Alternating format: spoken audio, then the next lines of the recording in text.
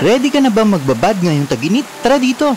Malamig at malinaw na tubig bukal, dito yan sa Bato Springs Resort sa San Pablo City, Laguna. Ngayong summer, perfect nga itong lugar para maibsan ng sobrang init. 3 hanggang 4 na oras mula Maynila ay mararating mo na ito. Sa daan pa lang ay mamamangha ka na sa ganda ng mga tanawin. Halos buong resort ay naliligiran ng mga nagtataasang puno kaya malilim at presko. Dito nga sa daan papasok ng resort ay talaga namang matutuwa ka dahil napakaaliwalas. Kilala nga pala ang San Pablo sa masasarap na ube halaya kaya tinikman natin yan. 200 pesos entrance para sa day tour mula 8 AM hanggang 4 PM at walang corkage fee sa pagdadala ng food. Dito pwede kayong mag-ihaw at magluto o bumili ng food sa loob ng resort. Ito nga pala ang sample ng kanilang menu. 300 pesos naman ang entrance pag overnight mula 6 PM to 4 PM kinabukasan. May mga picnic huts na pwede ninyong rentahan mula 500 pataas at mga air condition at fan rooms mula 2,000 depende sa laki at capacity. Pwede din magdala ng tent at magbayad ng pitching fee depende sa laki ng inyong tent. Ito nga pala yung mga natural at man-made pool nila. Sa bandang ibaba ang pinakamababaw na part para sa mga bata at matatanda. Sa bandang gitna naman ang man-made waterfalls nila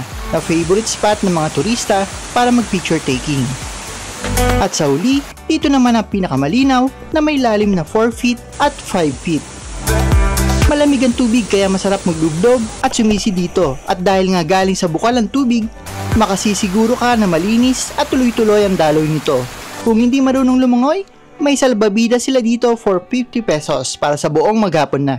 Malaki at madami naman ang kanilang mga shower at dressing room at nakaiwalay ang para sa mga lalaki at babae.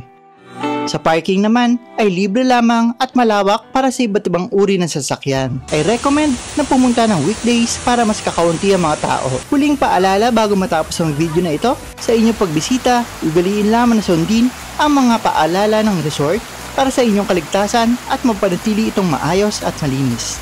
Thank you for watching. Follow us for more.